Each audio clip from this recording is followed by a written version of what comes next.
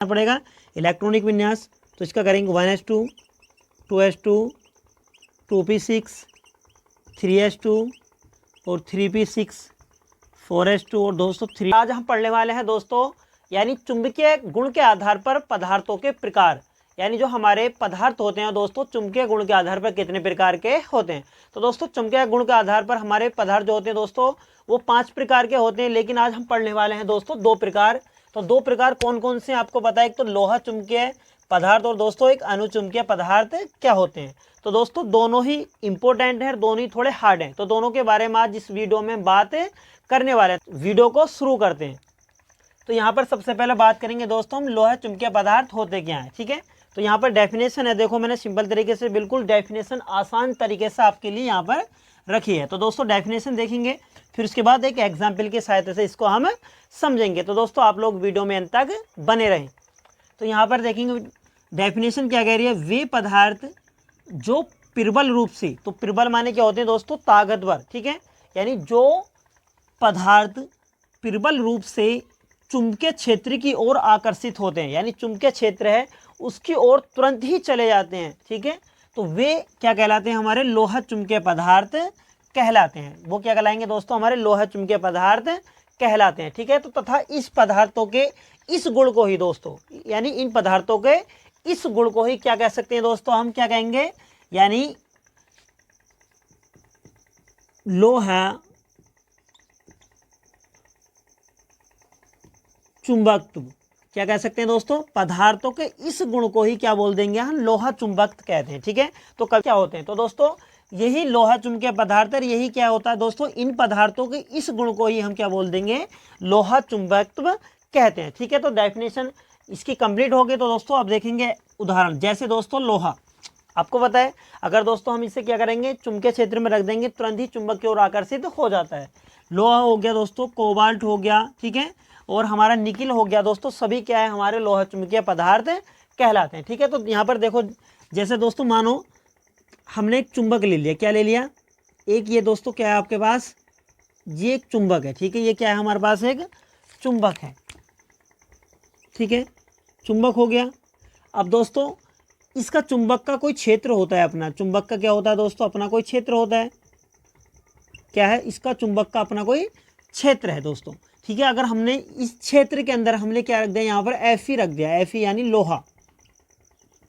तो दोस्तों डेफिनेशन समझेंगे, देखो यहाँ पर एक एग्जाम्पल के साथ इससे आपको ये डेफिनेशन भी याद करने की आवश्यकता नहीं पड़ेगी अगर आप इस एग्जाम्पल को समझ लेंगे। ठीक है, तो यहाँ पर कोई चुंबक है और चुंबक के चारों ओर का जो क्षेत्र है दोस्तों वो क्या कहलाएगा, उसका चुंबकीय क्षेत्र। तो आपको पता है मैंने डेफिनेशन बोली है, यानी जब, ठीक है, वे पदार्थ जो चुंबकीय क्षेत्र में आने पर और चुंबक की ओर प्रबल रूप से दोस्तों तुरंत ही, यानी कहाँ पर आ जाए, चुंबक पर आ जाते हैं, तो वे हमारे क्या कहलाएंगे, हमारे लोहा चुंबक पदार्थ कहलाएंगे। ठीक है, ये लोहा चुंबकीय पदार्थ कहलाएंगे। और पदार्थों के इस गुण को ही, ठीक है, इनके इस गुण को ही क्या बोल देंगे हम दोस्तों, लोहा चुंबकत्व। क्या बोल देंगे, लोहा, ठीक है, चुंबकत्व। ठीक है, लोहा चुंबकत्व गुण बोल देंगे। ठीक है, लोहा चुंबकत्व गुण। तो आई होप ये बिल्कुल आपको समझ में आ गया होगा। बात करेंगे अनुचुंबकीय पदार्थ क्या होते हैं। ठीक है, तो यहाँ पर अनुचुंबकीय भी, ठीक है, अनुचुंबकीय को देखेंगे दोस्तों, तो डेफिनेशन क्या कह रही है देख लेंगे,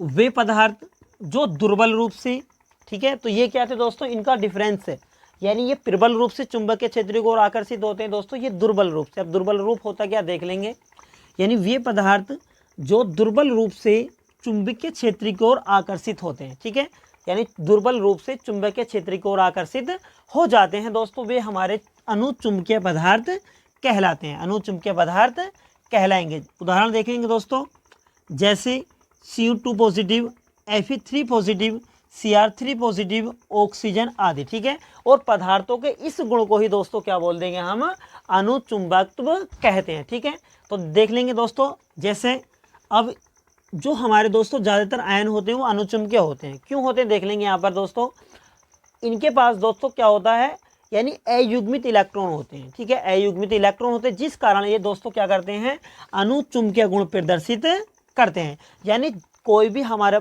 दोस्तों एलिमेंट से कोई भी हमारे पास पदार्थ है, अगर उसके बाह्य कोश में अयुग्मित इलेक्ट्रॉन है, ऐसे इलेक्ट्रॉन है जिनका युग्मन नहीं होता, जिनका जोड़ा नहीं बना होता है दोस्तों, वे हमारे क्या करते हैं, अनुचुंबकीय गुण प्रदर्शित करते हैं। देखो आपको एक एग्जाम्पल की सहायता से निकालता हूँ। अगर यहाँ पर Cu2 पॉजिटिव है, ठीक है, हमने उदाहरण में ले लिया दोस्तों Cu2 पॉजिटिव, ठीक है।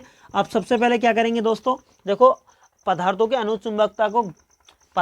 अनुचुंबकता को ज्ञात करने के लिए आपको इलेक्ट्रॉनिक विन्यास करना पड़ेगा, ठीक है। क्या करना पड़ेगा, इलेक्ट्रॉनिक विन्यास।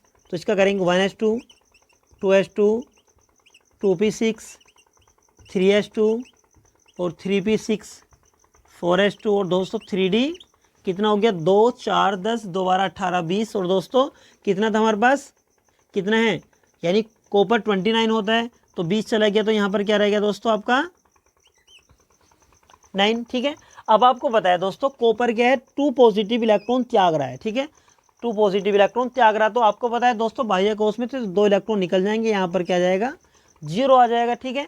तो आप देखेंगे दोस्तों बाह्य कोश क्या है हमारा 3d9, तो यहाँ पर डी के लिए आप उपकोष बना लेंगे, ठीक है, डी के लिए क्या करेंगे, उपकोष बना लेंगे, ठीक है। तो आपको बताया डी के लिए दोस्तों अधिकतम 5 उपकोष बनते हैं, ठीक है।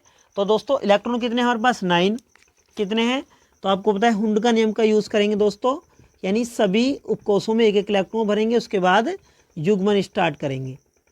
तो दोस्तों 9 इलेक्ट्रॉन थे, 9 के 9 कंप्लीट हो गए, यानी 2 इसमें, 2 4 6 8 और 1 9। तो दोस्तों यहाँ पर जो है हमारा एक इलेक्ट्रॉन ऐसा है जिसका जोड़ा नहीं बना, तो ये क्या कहलाएगा हमारा अयुग्मित इलेक्ट्रॉन, ठीक है। तो दोस्तों जिन पदार्थों के पास अयुग्मित इलेक्ट्रॉन होते हैं, यानी ऐसे इलेक्ट्रॉन होते हैं जिनका जोड़ा नहीं होता, वे हमारे क्या कहलाएंगे दोस्तों, अनुचुंबकीय पदार्थ कहलाते हैं, ठीक है। और जिस कारण ही दोस्तों यहाँ पर एक क्वेश्चन और बनता है, जिस कारण ही दोस्तों ये क्या करेंगे, यानी रंगीन आयन बना देते हैं, यानी जिनके पास अयुग्मित इलेक्ट्रॉन होते हैं वे हमारे क्या बनाते हैं दोस्तों, रंगीन आयन भी बनाते हैं, ठीक है। तो दोस्तों ये वीडियो आपको अच्छी लगे तो वीडियो को शेयर जरूर करें, और जो बच्चे चैनल पर नए हो चैनल को सब्सक्राइब करें।